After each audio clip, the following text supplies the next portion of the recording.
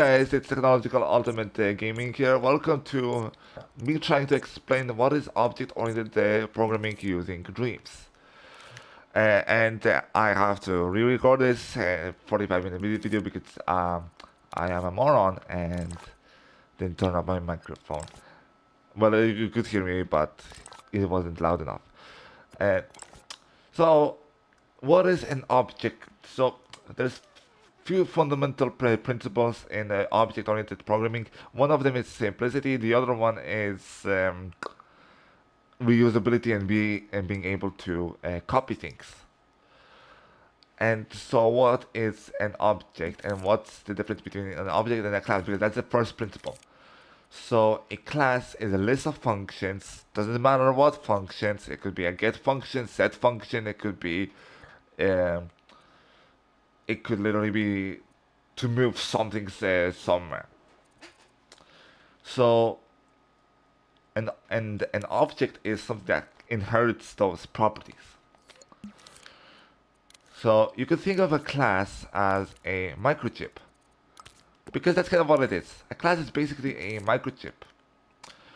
Microchips allow you to emit things. They allow you to rotate things. They allow you their functions. These things like movers, these things like rotators. These are functions. They do stuff. Logic gates or like calculators. They're also functions. They also do stuff. So, an example I've shown in the video. Let's look up a dot product. Okay, so this is a dot product class, and it has only one function, which is to do the dot product.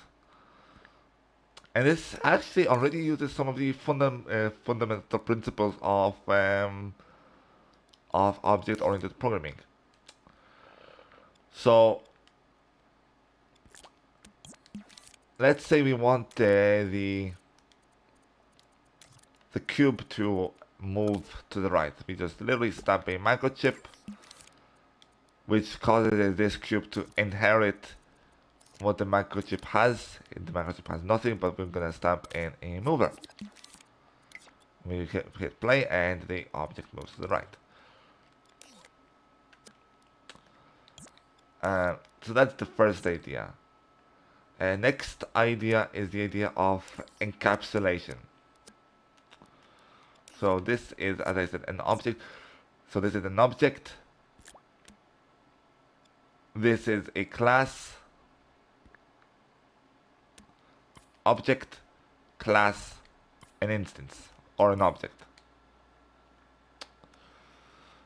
Kind of.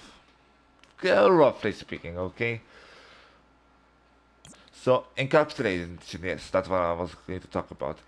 In Dreams, there's, like, behind the scenes, there's a bunch of things happening.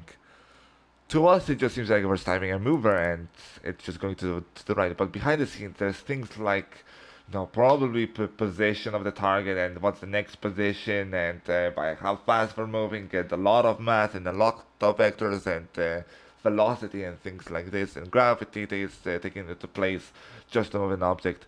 It's a lot of stuff. But we don't care about what's happening behind the scenes. We want to be able to modify this and get the information without like dealing with all that sort of unnecessary things. We don't care how the object moves. All we want to do is we want to set the speed of the object, its density or its strength, and its dampening. We don't really give a shit on how it's moving. We just want it to move. And this actually, this top product right here is a great example of encapsulation. Dot product just takes in 3 values and it adds them up and it does do something, and then we have the dot product out here. We don't care about the fact that it's getting multiplied or the splitter or the calculators used. We don't care about that. We just wanted to plug in the values and get the result we want. So that's the idea of encapsulation. Programmers are using encapsulation to simplify things. As I was saying, we don't care about what's inside here. In fact, when we do care, uh, that's where things start to break up. And some of the logic gates, well, you saw it with the emitter, but excuse me, not emitter, but mover, but also splitters. They also have encapsulation. We don't really care about what's going on behind the scenes. All we want to do is be able to pass in a parameter. Parameters in Dreams are values. In this case, it's a fat wire. In JavaScript or Java or Python, a parameter is a variable, and in Dreams it's a fat wire. So we send in a fat wire parameter of translation or transformation, excuse me, transform. Then we have the position, and the splitter takes in the parameter transform and split it up. Takes in the parameter of position and split it up. We don't really care about what's happening behind the scenes. All we want to do is just insert a value and get the value. We don't have to know. Now, I will tell you this because it's kind of important, but logic gate themselves, they're kind of classes. Okay? The reason I'm telling you this right now is because I'm going to move on now into the idea of a constructor. So whenever we make a new object, so let's say we have a new splitter. You see this X right here. It has output A. Why? Why does it have an X? It's because we're making a new object that's of type splitter. Okay. We're making a new we're making a new splitter, and by default, it says to have an X value by default. If it has, for example, this wire, it splits it up. So this is the default value. This is an input. So what's going on hardware-wise is that there are, I believe 8 constructors. Don't quote me on this, but this is the default. So this is the default constructor. It's what's happening by default. Default constructor means it has no parameters, means nothing is happening. This is taken in an input. So it is a constructor, that's right, but it's not a default constructor. It's just a constructor. Basically, new splitter, default, non-default. Boom, simple. Hopefully. Reason I'm talking about this right now is I will be now moving on to the idea of overwriting. So this is a superclass. Yes. Even a sculpture is a class. If we're gonna go and add some flag, this flag is also a class. It's an object and it's a class. Actually, no. Yeah, it's an object and it's a class. If we want this cube to jump or to move up, we just have to make this thing point up. Simple. And now it's going to shoot out this way.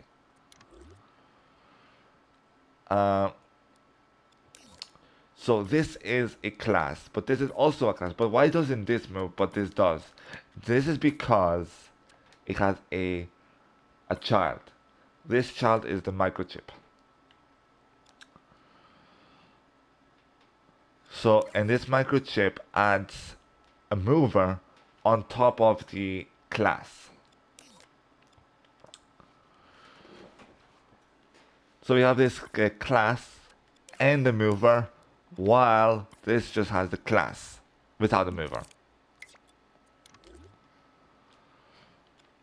And what's happening is that this cube by default has a velocity of 0, which means it doesn't move anywhere. The moment we make it movable, it has a certain velocity. It's no longer 0, it's gonna move. It's gonna fall. But non-movable means that it has a velocity of 0. So why does this thing move even though it has a velocity of 0 as well? Well, it's because this mover overwrites the velocity of the cube. Overrides the velocity of the cube. And actually, the mover itself has a overwrite input. If we get ourselves a slider, for example, so here we have a value slider, and tweak it, okay? Put it up into speed. Excuse me, speed. Not power. Speed. Okay? Look what it has. So if you press L1, it has overwrite. So even though this value is set to 5, we have a value of 0. It's overwritten by this value slider.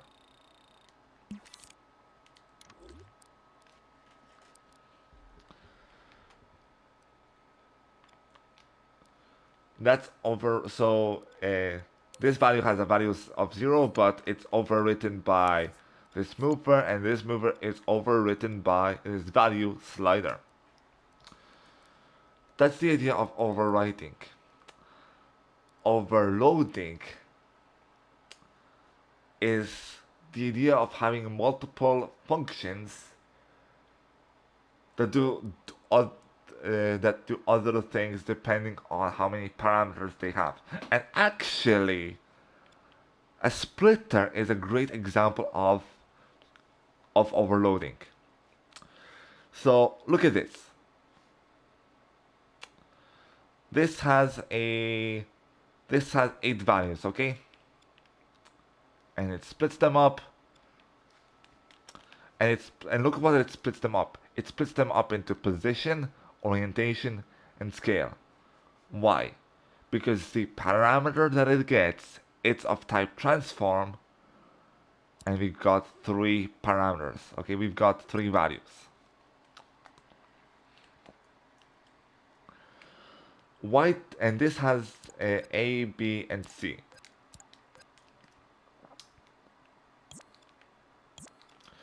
So hardware-wise, all 8 functions are written, okay? There is this function called splitter, and yeah, there's this function called splitter, and each function does, there are 8 functions, and all of them are named splitter. But the splitter does something else depending on what the input is. If the input is of type position, it gives you the position. If the input is of type orientation, it gives you the orientation. And if the input is of type scale, it gives you scale.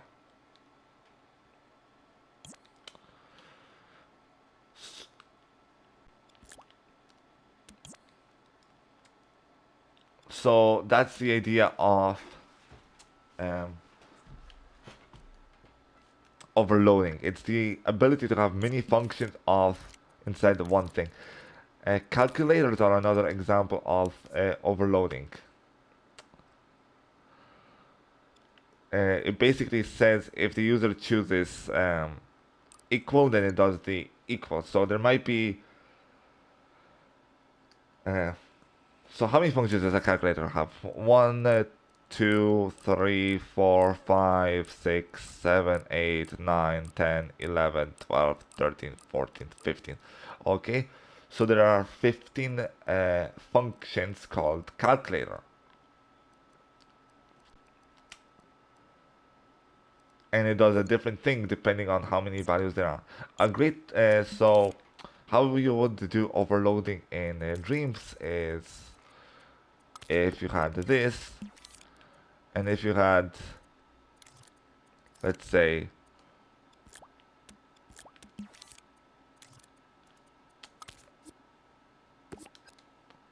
this is for 2 values,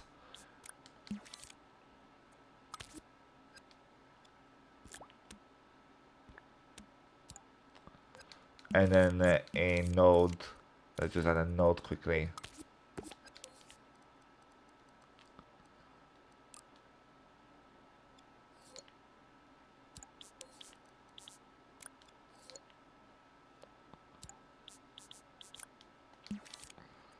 And let's add in 2 more microchips. And excuse me, instead of having this, we should have a NOT gate. NOT gate, connected it here, and 2 microchips. It's essentially a selector, I know, but you will get the idea. Okay. So if there's one input parameter, it will turn on this microchip. If it has 2 inputs, then it will turn on this microchip. And it's kind of like what the splitter does. If it has position, it will split it up into three values known as vectors. If it has the rotation, it will split it up into 3 values that are orientation. And if it has one value, then it will split it up into positive and negative. And if it has 2 values, then it will just split it up into A and B. And a combiner, yes.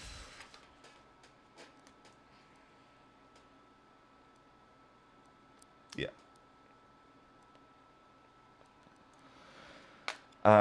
Where else do we see? Where else do we see constructions? Where else do we see objects in Dreams?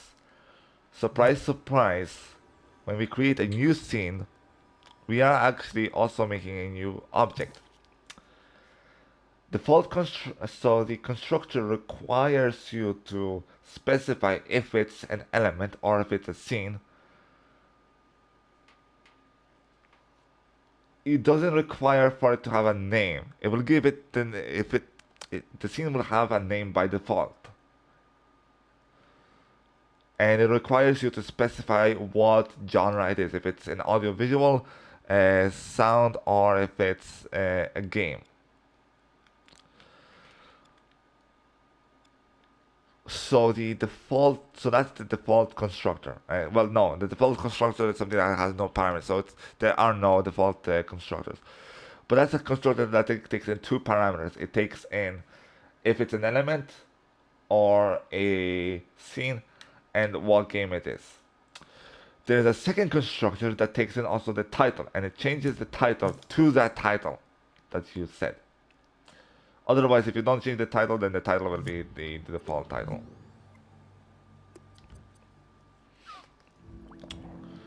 So, for example, let's create a new element or scene, okay? Let's create. Whoops. Create a new element or scene. Exit the creation. Boom.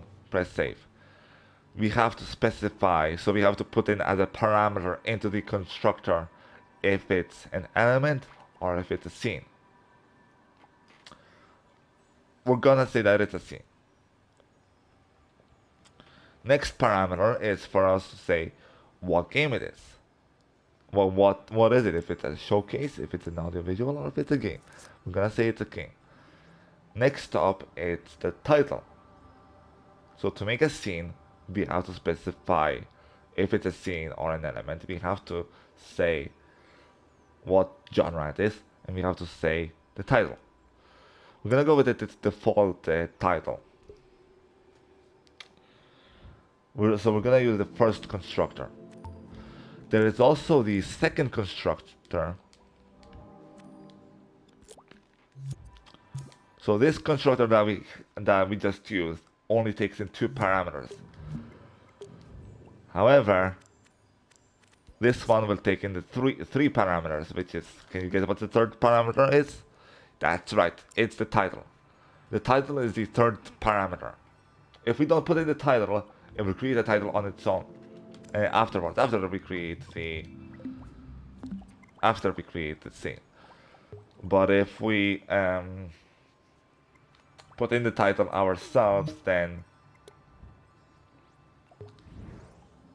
it will put that.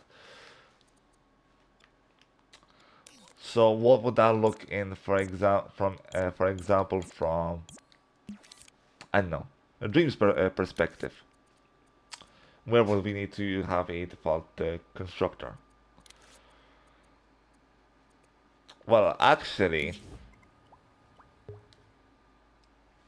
this dot product on its own kind of has a default, kind of has a constructor on its own. I mean, it's not capable to do anything without any input. Okay? So it needs to have in. So this is both a function and a constructor, and it's actually very similar to how Java and Python work. Constructor is just a special type of function that is used at the very start of the object. The moment you make an object,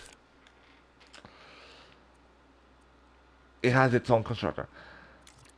Another example of something that has a constructor, kind of.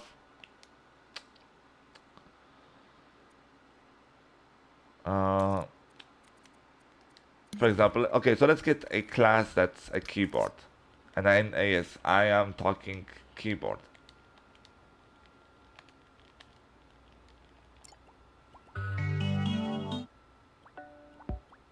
I know what I'm saying.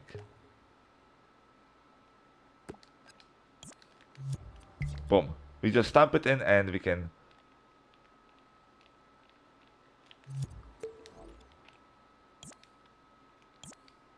We just stamp it in and the keyboard just works as it should.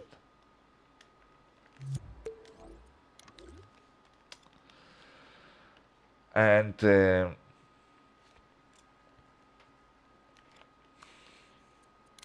let's say we want to display a name above the character. How do we do this? Well, so let's say we have this. Let's say when we press save, it's going to make a character with that name. How do we make a character that has a name?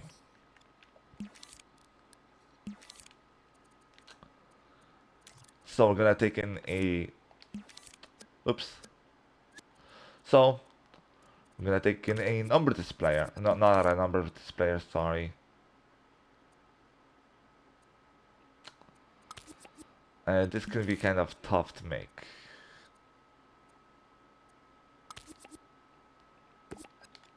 Because you can't input text.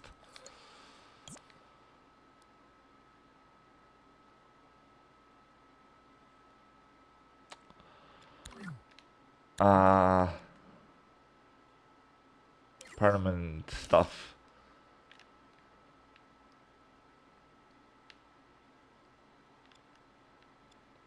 Okay. So here's the microchip, here's the spots selector, there's the string data, there's the destroyer, there's the camera, string data, there's the style, and there's the text.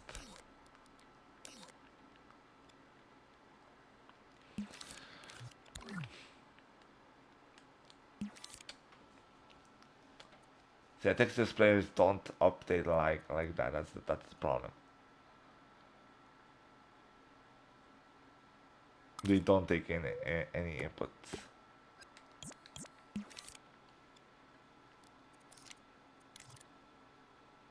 But number displays work like this. Okay, so let's say that we want your character to have a number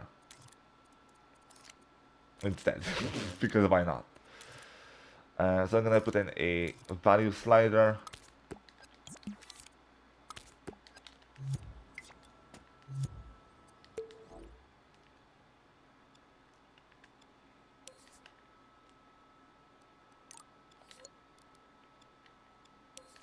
What is this?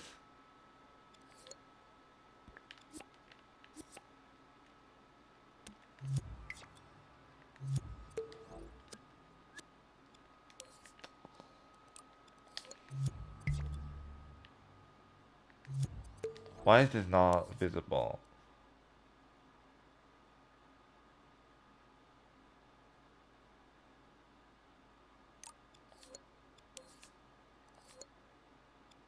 Alright, yeah. So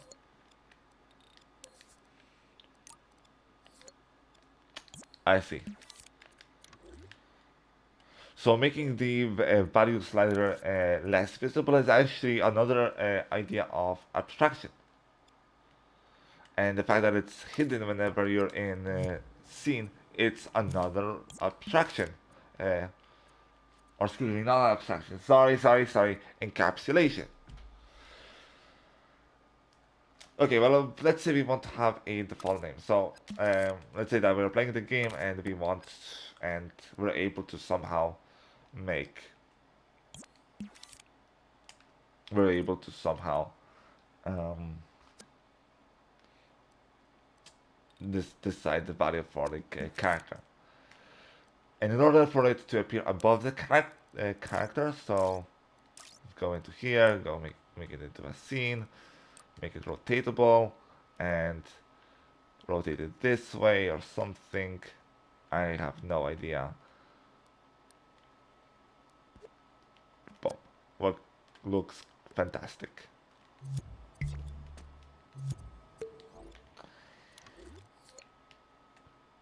Okay, without a parameter, without a without a parameter in the constructor, it's going to be by default 0. So this is the default constructor.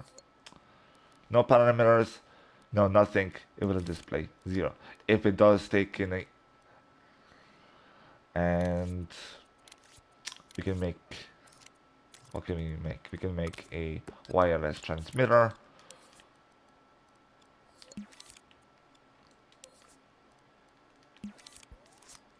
Call it A.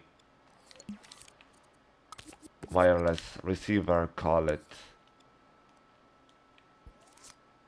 A, and make it scope a scene.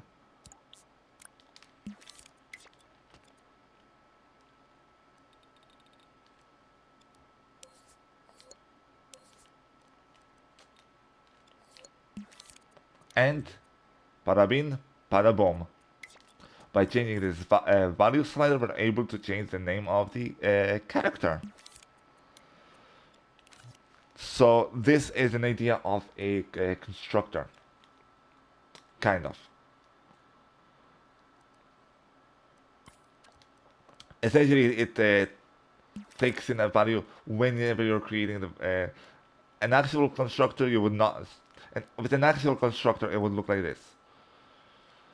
Boom, boom, and it would save the data, kind of. You're not allowed to edit a constructor. Once you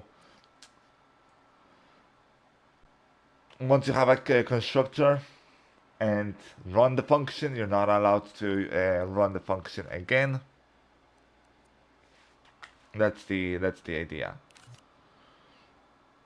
So we're setting at the very start of the dream that we want this to have a value of 10, and now it's going to be it's going to have forever a value of 10. Now we can change this variable, of course. because it's a variable.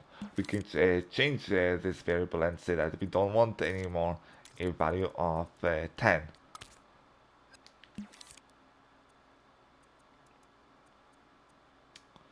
So this is where overwriting comes in.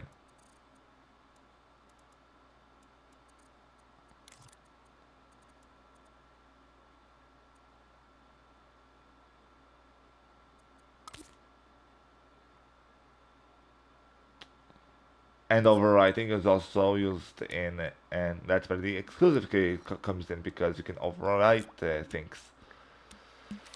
So let's say that somewhere within the game you're allowed to change the name again.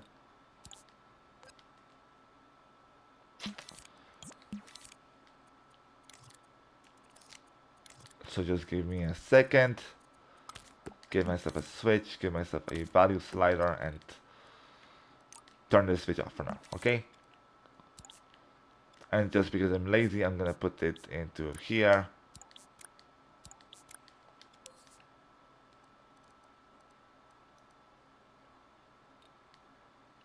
This will have a priority of 1, I think.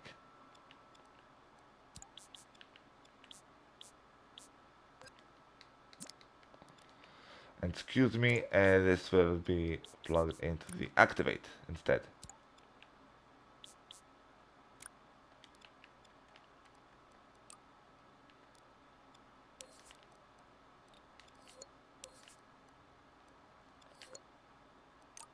There we go.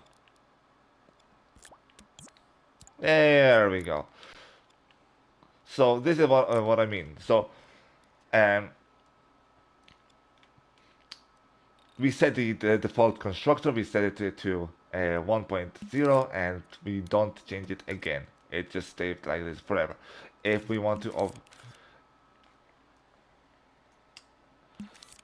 so what's happening behind, so what will happen in, for example, a program, we would say that let name be equal to the name. So this is our name is 1.0, the variable is 1.0.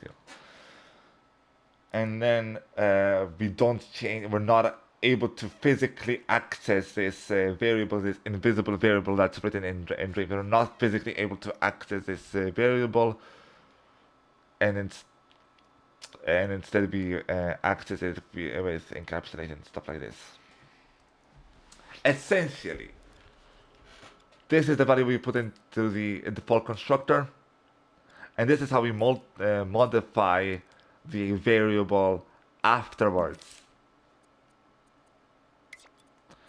Now, to make this thing a little bit more clear, to make it an actual like object-oriented programming in Dreams, I would use these nodes, and I would put them in titles. So these nodes are setters and getters. Excuse me, setters. This one will check if you wanted to change, and this one will set to what value. Plug in the parameters, boom.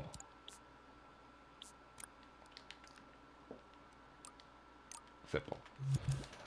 I think I'm hoping that I have explained it properly.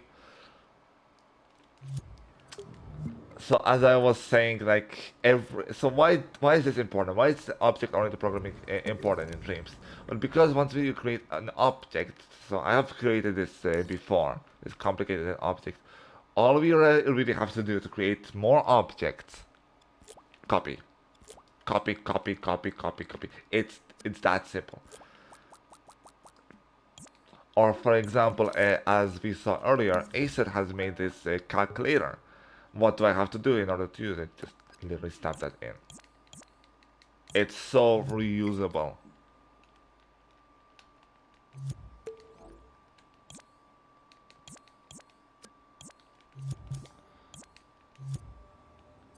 Or for example, let's go into here, and there's a whole bunch of logic going on behind the scenes, and I could have made this thing a lot tidier. but and a lot more optimized, but it is what it is. Okay, and so we have this power up, which is a bomb, okay? And we want to edit all bombs at the same time by just editing one bomb. Well, how do we do this? Well, we literally just simply have to edit it. This is a class.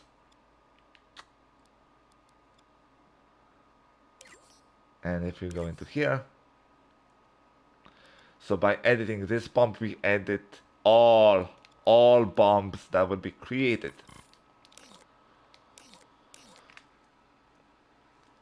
But so if we want to have another explosion, we literally just copy and paste it, and we have 2 explosions now. It's that easy. We don't have to tweak. We don't have to tweak 1, 2, 3, 4, 5. We don't have to tweak 5, 10 things together. We just have to tweak this one bomb, and it tweaked all of them. So that's kind of why it's for speed. It also saves you a lot of resources, so you don't repeat your code, and therefore it's a lot faster and saves the resources. But also it's really useful for media molecules. So as I was saying, every single scene is its own, every single element and every single scene is its own object, because you're able to change the title. So every scene has its own attributes. It has the amount of thumbs, it has the amount of, it has if it's VR compatible, it has the title, it has who it made the money, it has a lot of attributes. And if say something like, say for example there was something wrong with your level, like copyright issues and stuff, without object-oriented programming, Dreams would have to delete the title and the tag and all these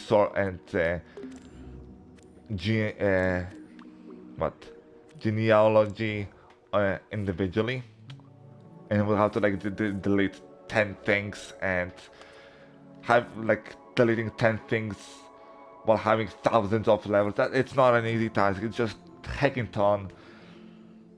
And you don't know if Little Big Planet carding does belong to me, or if you're not on accident deleting someone else's things. It's just a lot of hassle. I'm gonna tell you this one. It's just a lot of hassle to delete 10 things, but because scenes are objects, hardware-wise, all you have to do is just delete one scene, and it deletes everything. It deletes who it was made by, it deletes the name of the scene, it deletes the scene itself, it deletes the tags of the scene, it deletes so many things. You're not able to find the scene anymore. And